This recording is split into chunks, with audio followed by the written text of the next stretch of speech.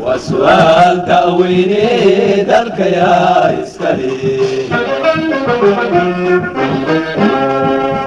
وسؤال تأويني ذلك يا إسكالي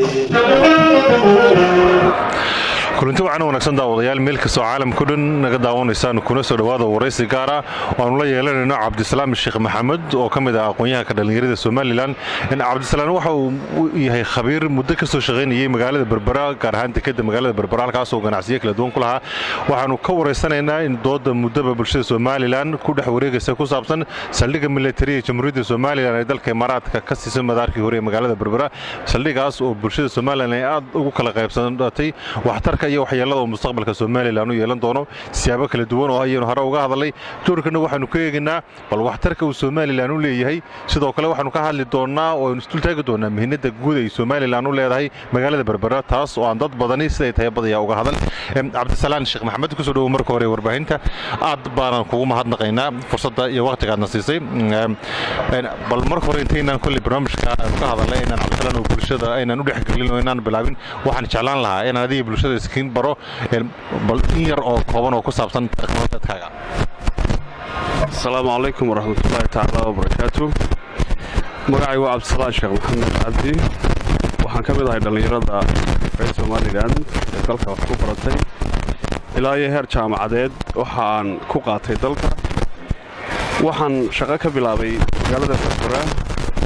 2008 dhammaadkiisii 2009 waxaan toos ula wareegay xafiiska hay'adda miinada Ismaak Regional Liaison Officer baan ka noqday isla sanadadii ka dambeeyay 2010 waxaan bilaabay in aan ka furto magaalada Berbera xafiis hawlaha maraakiibta qabta waxaan u bixiyay xafiiska hawlaha maraakiibta Horn of Africa Shipping Agents waxaan ilaa muddo 6 bilood ah ku hawlanaa sidii aan xafiiska uga madadhalin lahaa sidii uu Soomaaliland ganacsigan iyo waxyaabahan monopoliga ama maciishadan dalka ee aad u kacday inuu wax ka bedelo waxay ii suura geli weyday sababa ugu daran darteed dalkeena oo aan la aqoonsanayn oo aan bangiyo international ah deganayn oo aan lagu samayn karin LC ama dadka hantiga ku leh dalka sida diinada ama tacabka ama lacagba ku haysta dalka inaanay samaysan karin furan karin LCyo taasoo aan anaga awoodeyda ahayn ee ay ahayd dawladdu inay bangiyo international raadiso ama ganacsatadu ay lacagaha ay dibadaha dalka dhiganayaan in ay dalka gudihiisa ku baaqaan inay bangiyo ku furan LC sameeya taasi way ii suura geli weyday markii ay muddo badan ganacsatada dhex marayay heshiisyo amba waxyaabo dadaala weyna ii suura geli weyday totally inaan ka qabto halkaa waxaan u wareegay dalka Ethiopia magaalada Addis Ababa waxaan halkaa ka soo qabtay waxaan dalka soo keenay niman ganacsata oo tijaara nimankii ugu horeeyay ee Ethiopia ka yimaada ee tijaaraha baan dalka keenay 2010kii waxaan la soo xiriirsiiyay maarayaha dekedda Berbera علي حور aniga oo ka socda ka duulay arrimaha ganacsiga isku xidhmaan labada dekedood labada dal oo dekedeena Berbera ay noqoto marsa international 480 milyan oo qof iyo 770 qowmiyadood oo bilaabad ah oo bilaa dekeda inaynu noqono consumer halka ay wax kala degaan arinta cali xor wuxuu igu dhaliyay in aan toos ugu xidhiidho dawladda oo nimanka tijaarta aan wada ay dawladda ogolaansho ka keenaan waana ku guuleystay waxaan bilaabay in aan gaarsiiyo heer ay 16 wasiir 2002 ay ii gaadhay inaan 16 wasiir keena dalka marka adigu calaa kulli xaal iidow taariikh nololeedka ama waxqabadkii dalka iyo waxyaabihii aan ka qabtay Berbera intaasoo ku soo koobaya waad mahadsantahay cabdisalaam runtii waxaad noo soo gud martay taariikh waayee durugsan dhalinyarada Soomaaliland ee waxbarta badiyaa waxa caqabadaha faraha badan leh in amba dhaliilahaansha ay wadankooda kala kulmaan waxa kamid ah inaysan shaqo u helin sidii u rabaan markii ay wadanka wax ku bartaan ganacsi baad bilowday magaalada Berbera ka bilowday runtii sida sheegayso caqabadaha wadanka ay kamid tahay xataraaf la'aanta oo ganacsigaagu la socon waayay baa jiray in wadankan u jaarkana Ethiopia ayaa u gudubtay xarunta saldhigga ganacsigaaguna magaalada Berbera ayuu ahaa xiriirka ganacsi ee Soomaaliland iyo Ethiopia ka dhaxeeya maadaama aad u cilaaqaadka soo furtay in ilaaha doognay intee buu gaarsiisan yahay iidow haddaan arrintaa kaaga jawaabo laba su'aalood oo ah dhalinyarada Soomaaliland ee bilaa camalka ku ah dalkeena oo qaarkood ay inta badan dibadda uga baxaan iyagoo camal raadsanaya iyo xidhiirka ganacsi ee dhex mari karaya Somaliland iyo Ethiopia heerka uu leeyahay waxaan ku horeynayaa ta dhalinyarada anigoo nin yaroo dhalinyaro oo waxbarashadeedu aan heer dabadeed ahayn dalka gudihiisa tahay ayaan ku fikiray 84 milyan ee bilaabada ah ee inala nool ee aan dekad lahayn in aan u samaysto xafiis wakiil markab dabadeedna aan maraakiibta adduunyadu waxay iib geynayso inaan ka iibiyo dalkeena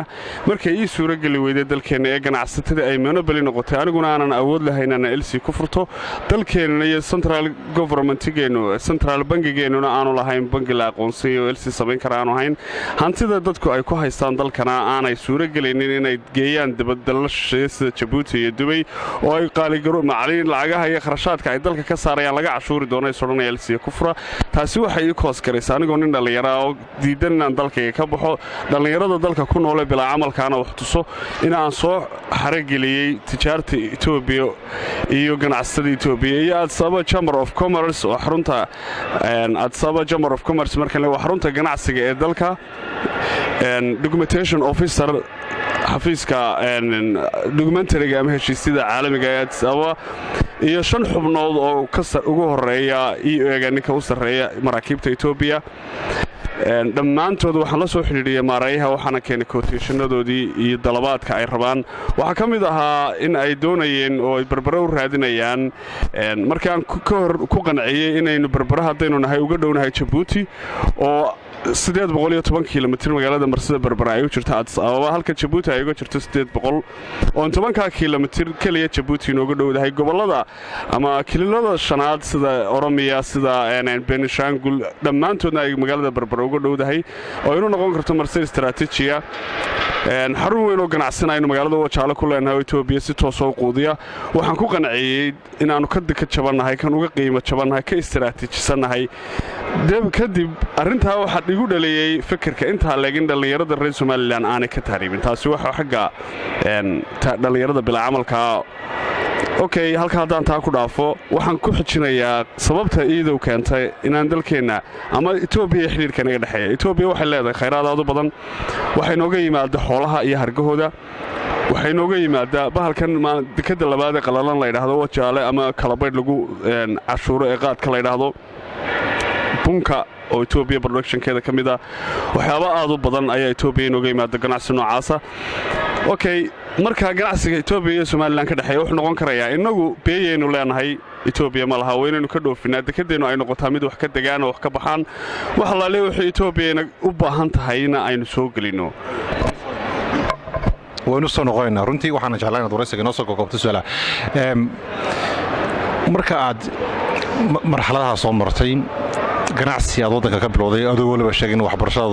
wadanka gudihiisa aan dibadda waxba u doonan ibnin dhalinyaro ah adoo waliba aqoonta dalkiisa uga faa'iideynaya aad marto maxaa kaaga suuragalay ganacsigaagii maxaase kaaga suuragalin ganacsigu wuxuu u baahan yahay qofku markuu samaynayo horta capital qofku haddaanu capital haysan capitalkuna waxay u baahan tahay consumer markaad shay lacag haysato lacagtii waa inaad production ku samayso from workshop to consumer intuu dhaxayso inaad surface keentaa wax ka soconaya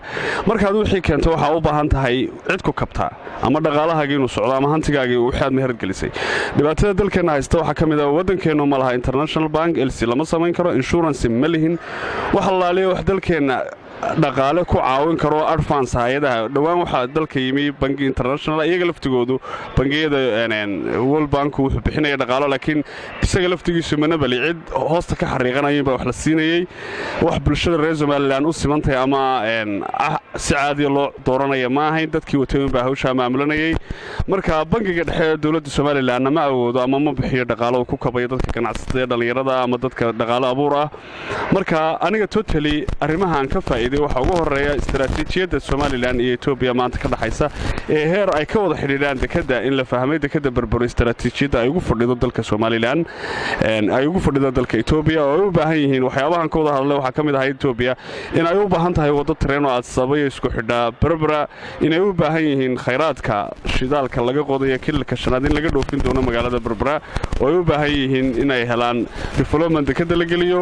iyo dhuumihii shidaalka qaadaya ee laga dhoofinayay halkaa la mariyo khayraad aad u waaweyn oo noocaasa in dowladda somalilan fahantay istaraatiijiga etoobiya ay u leedahay ay ogaatay somalilan oo aan noqday ninkii koowaad ee dhallinyaraha ee halkaa intuu ka dhaqaaqa u tafaxayta somalilanna bara anigoo faa'iido ku helin arrintaa ayuu weli broseska baad u faahfaahisay in waddada maanta somalilan iyo ganacsiga etoobiya kala dhexayn kara fursadaha uu leeyahay iyo dariiqyada ku xidhan weliba si aad u og tahayba muddooyinka u dambeysay waxaa somalilan aad looga hadalhayaa heshiis military oo magaalada berbera ay la soo gashay magaalada berbera laga siinaya dalka imaaraadka carabta heshiiskaas oo dowladda hadda dalka talisa ee xisbiga kulmiye madaxweyne Silaanyo uu ka yahay madaxweynaha ay waddanka imaaraadka la soo gashay heshiiska waxaa muddo ka taagan tahay saamayntiisa waxtar iyo waxyeelo mustaqbalka yeelan karo intayna halka u imaan waxtar iyo waxyeelaha mustaqbalka ka dhaxli karno maadaama aad cilaaqaadka inta leeg berbera la lahayd ganacsi ka bilowday og tahay ogaalkeeda wadamo shisheeye uu ku safartay si aad faa'iidada iyo waxtarka berbera qaranka u leedahay ugu soo qanacso bal bulshada haddaad ugu marto maxay somalilan magaalada berbera uga dhigan tahay tikadeeda madaarkeeda guud ahaanteed magaalada berbera dadka reer somalilan inay og yihiin mooye waa magaalo istaraatiijiya waa magaalo xeebeed waa magaalo marsa ah waa magaalo istaraatiiji ahaan ku fadhida badaha ama istaraatiijiyada dekedeeda adduunyada ugu qaalisan ayaynu ku fadhinaa magaalada berbera markaan sharxo xagga hawada iyo xagga baddaba qaad baynu qaalunahay xagga badda markaynu eegno waxaynu ku naallaa gacanka cadmeed ama red sea koonayaasha waxay naga xiga laba badood oo international ah sida aynu ognahay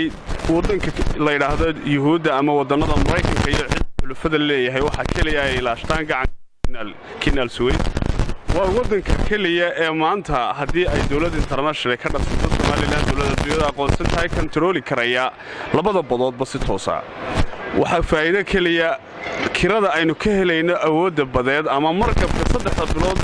in ka badan soo socon lahaa 6 bilood soo socon lahaa Brazil ka yimi wuxuu halkaa ku marayaa muddo dhowr iyo 20 cisho ah waxaan bil gaadhayn haddii waqtigii ka horreeyay 6 bilood ayaa adduunyadu kala wareegi jirtay marka istaraatiiji ahaan wadada adduunyada ugu qaalisan ama meel goobeed oo adduunyada ugu qaalisan ayaynu ku naalaa bogcadahan latitude-ka iyo attitude-ka marka la eegayo geographically ahaan waxaanu ku naalaa Greenwich-kii magaalada Berbera waxa dhacay xariiqa 45aad ee Greenwich-ka marka la eegayo flyga Dubai adduunyada jahada ugu badan ee fly ka yimaado wadanka Emirateska la yiraahdo ama magaalada Dubai magaalo ganacsiyeedka adduunka ama Central Arabeed bariga dhexe marka la eegayo magaalada Dubai flightska ugu badan waxay dul maraan dalka magaalada Berbera ama jahada Somaliland kaga beegantay dul maraan marka hadii la eegayo inaynu ilaashano istaraatiijiyad ahaan qiimaha ay nagu fadhido ama socdaal ahaan ama wadan ahaan qaaradda aynu ku naalo waxaan nahay wadanada adduunyada wadanka ugu qiimo badan ee saamo badan cid walba ku yeelan kara haday yuhuud tahay haday Mareykan iyo xulufadiisa tahay haday Carabaha iyo Asiaanka iyo Emiraadka tahay haday China iyo Dubai iyo Mareykan iyo Ruush tahay dhammaantood oo la fadawal waxay nagu naalaa bartilmaameed dhibac adduunyada ku qaaliya gartay mihnada ay leedahay waana dad badan laga yaabo inaan ilaa hadda daransanaan salig military baa laga siiyay oo golayaasha baarlamaanka wada jiray ansixiyeen magaalada Berbera isku taga dalka Imaaraadka Carabta ganacsiga ammaanka iyo mustaqbalka Somaliland muxuu saameyn ahaan ku yeelan karaa Berbera iyo guud ahaan bulshada Somaliland ba saligaas adiga aragtidaada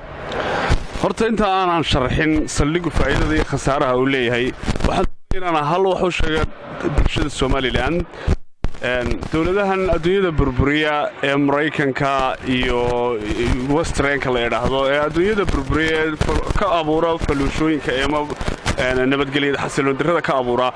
waxa ay dhibaatada ay doonayaan dalka ay ka sameynayaan u soo mariyaan safaaradahooda embasiyadooda sida aynu ognahay dalka inala jaarka Ethiopia wax safiir ah ma fadhiya dalkeeda dhammaanteed wixii safiir international wadanada embasiyada kule 100 wadan ee adduunyada dhowr state-ka wadan ee safaarada bixiya intaba waxay u rartay Kenya safiiradoodii danta kaliya ay ka leedahay waa dawlad guuna waxay diidaysaa in ay ka dhalato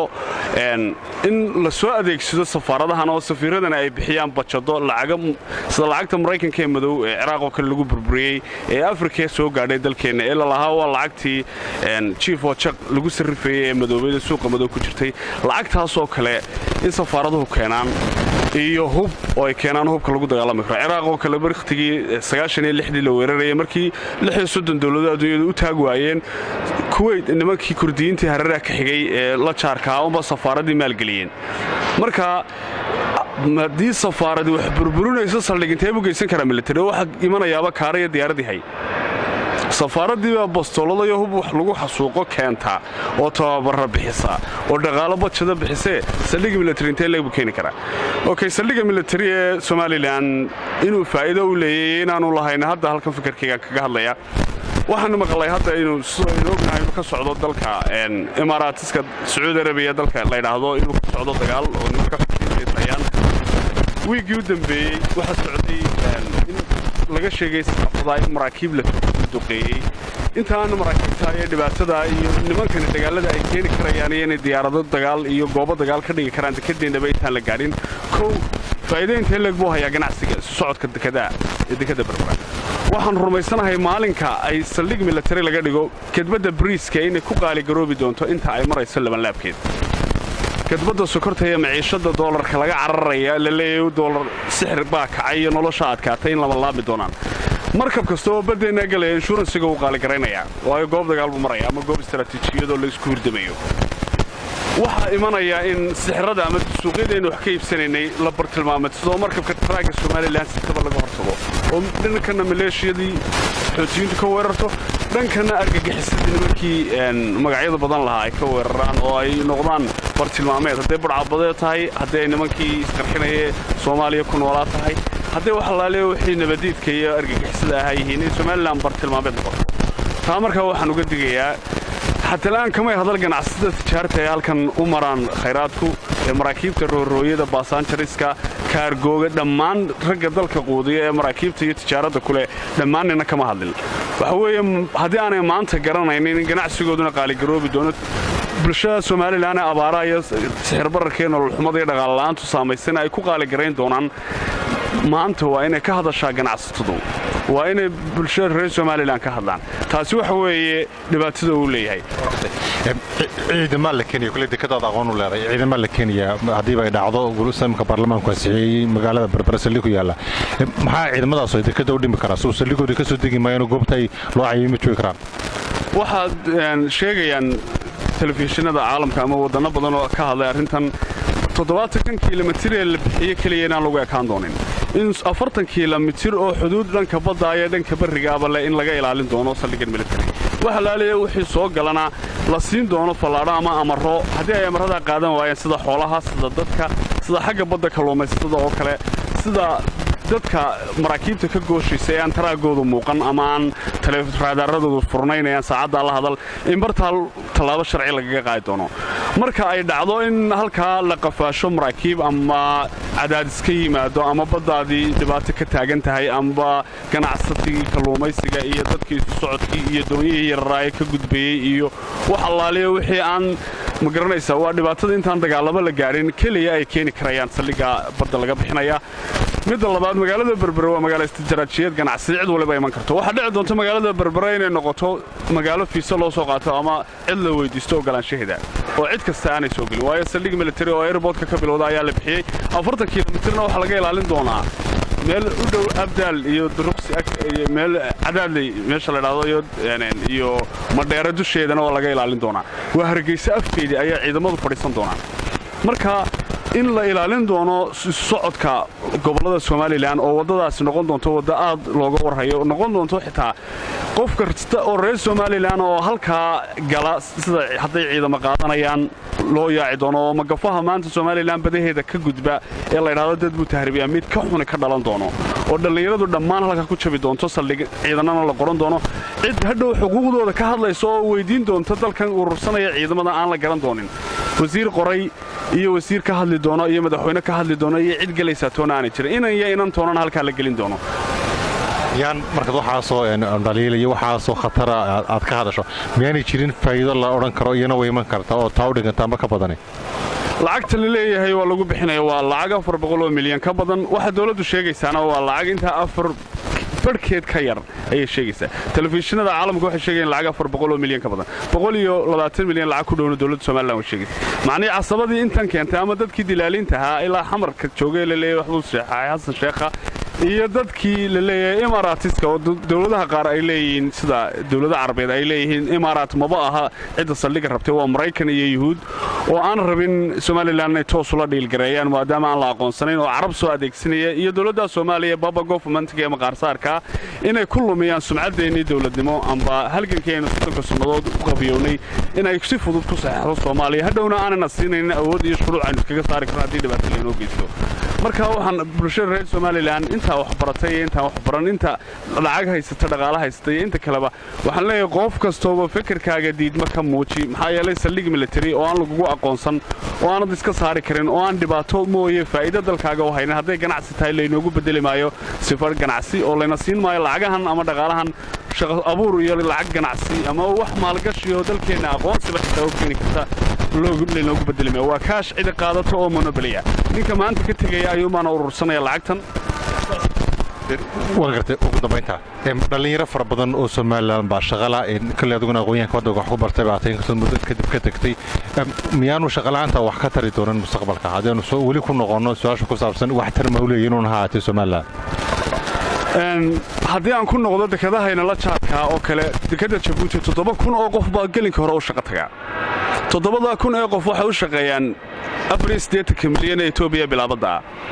dadka Djibouti ku nool magaalo Somaliland in ka badan ba ku nool magaalo Somaliland ayaa Djibouti dhan magaalo kamida ay ku nooliin itmiin gebigoodaba waxa u shaqeeyaan dadkaas ganacsiga Itoobiya taamid lamida baan soo xidhnay oo maraakiibta Itoobiya iyo shirkadaha Itoobiya iyo tijaartii iyo dawladda Itoobiya ayaan ku qancinay inay badan istiraatiiji u tahay maanta ayaa kugu dambeysay Itoobiya ku faanimayno Itoobiya waa dal aynu jaarnahay siyaasad wala isku qaban karaa dad baa Itoobiya cado ka dhigta inagu Itoobiya cado iyo saaxiibtoona ka dhignayn laakiin dan ganacsi oo istiraatiijiyada geographical ahaan aynu dal jaarnahay ayay naga dhaxaya maanta ayaa kugu dambaysa wax Itoobiya xiriir oo ganacsi ay la leedahay maxaa yeelay Imaaraat iska daa wax kale shidaalka Itoobiya laga qoday ayay jabhada ku quudiyaan lacag ku siiyaan marka taasi waxay suura gelinaysaa in dawladihii jaarka inoo ahaayeen bilaabada ahayn dekedeena u iibgeyn lahayn maadaama dalkeenu ma inoo khayraad kala lahayn warshada ma lihin wax allaale waxaynu leenahay ma jirto ganacsi ma lihin khayraad maal qaban ma lihin tijaar dalkeena maal gelinaysa ma jirto nin waliba lacagtiisa Dubai iyo Djibouti buu geystay waxa weeye marka dalkan in yarba u tashatay oo aan garanaynin faa'iidada iyo khayraadka dhibaatadana dalka u geysanayna ay leedahay waan gartay gabagabada barnaamijkan inuu ku soo dhawaanayna bulshada Somaliland aad bay runtii uga hortimay saldhigan magaalada berber laga sameeyay Imaaraadka Carabta isla saas lamidana waxa looga hadlay khataraha uu leeyahay in mar walba ka badan yihiin faa'iidada mustaqbalka laga dheefi karo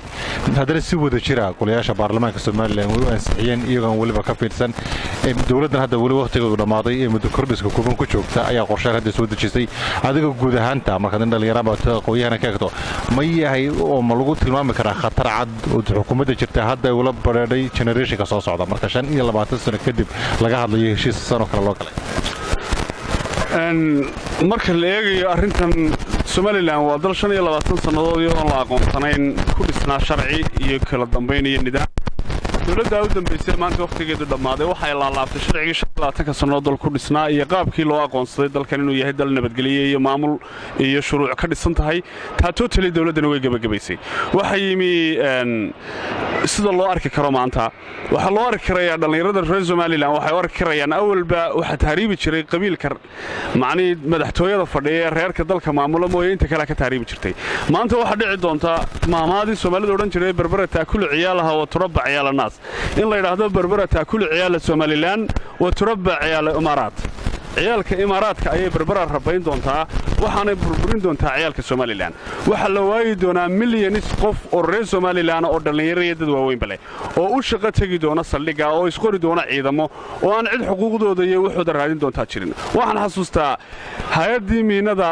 ee dalka Somaliland soo martay ina ciyaal saxiixay ee Rivier waxay ka baxday dalka iyadoo aan xuquuq cidnaba siinin dadkii miinada ku qarxday kuwi shaqaalaha ee miinada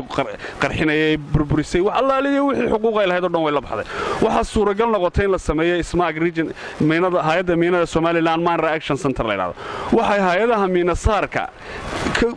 ku amartay oo ay ka codsatay hay-adda halotres la yidhahdo hay-adda DNA la yidhahdo dhammaantood waxay ku amartay hay-adaha miinada saara qof kastoo reer somalilan oo dhibaato ku waxyeelooba qaraxa miinada hadda soomaaliya dhigtay iyo dowladihii aan la dagaalamaynin waxa iyo SNM laftigoodu miinada ay dhigtay waxay ku khasbeen cidda idii shaqaynaysa ee shaqaalihiina ka mida ee wadnuhu istaagay iskadaa mid miina ku qaraxdee inaa xuquuqdiisa leediin anigu maanta wakhtigan hay-addaa u shaqaynaya waxaan saxeexay xafiiskii burco inankii ka shaqaynayay ee iga horreeyey hay-addan gobolka san regionaalka ugu ahaa mid lamida isagoo shaqaynayaba wadnu istaagay magtiisii oo $5,000 miiskaa loo saaray maanta inankaas hay-adihii baa saa loo amrayay oo lalahaa magta qofkan iyo xuquuqdiisa dhig maanta saldhiggaasi qofka uu dilo iyo neefka adhigaa iyo siliga korontada lagu xidho iyo kilomitriska wax laga toogto iyo darka reer somalilan ee saldhiggaa u soo camal doonta ee lasoo khiyaaneeyo beerkaa lagala bixi doonaa kelyaha lagala bixi doonaa slave trade baa ka dhici doona la iibgeeyo waxaa ka dhici doonta in ciidamo mercenary oo caloosho shaqaystayaala loo rabaysto oo darkii reer somalilan la ururiyo dhallinyaradii oo adagebigoodaba imakay fududinayaan rarno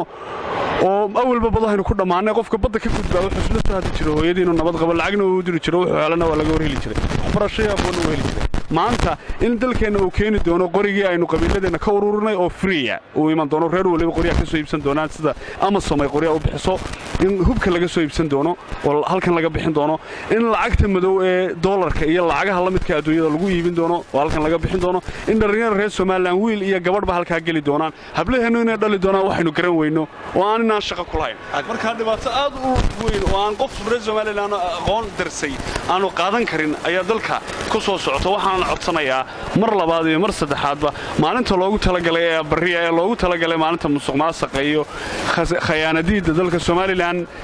in qof kastoo reer Soomaaliland saacada laga bilaabo markuu maqlo dhalinyarada iyo hadafka iyo cid kastoo ka soo horjeeda inuu ka kaco oo ka guntado aad iyo aad badan mahadsantahay daawadayaal waxaa cabdisalaan sheekh maxamed magaalada Frankfurt ee dalka Jarmalka ayuu nagu soo booqday waxaanu ka hadlaynay isla dood ku saabsan waxtar iyo waxyaalo waxa mustaqbalka u yeelan doona saldhigga military ee magaalada Berbera laga siiyay Imaaraadka Carabta kaas oo qayb badan oo bulshada reer Soomaaliland ka mid ah aad uga soo horjeesteen saldhigga golaha baarlamaanka Soomaaliland oo wada jira ayaa maandhaweed ansixiyay doodiisa wali way taagan tahay sidoo kale maalmaha soo socda ayaa barnaamijyada xiriira aad daawadayaal daawan doontaan intuu barnaamijka mid ku xigta ku madoono dhamaantii waxaanu idinka tegaynaa assalaamu calaykum لك كمرد سكريجلان أينو هي أنا قيدان حاج عبدي يمرتدى عبد السلام الشيخ محمد ومقالة فرانكفورت مرتها أيوة أنت هسه برنامج كجودان تبي كوسو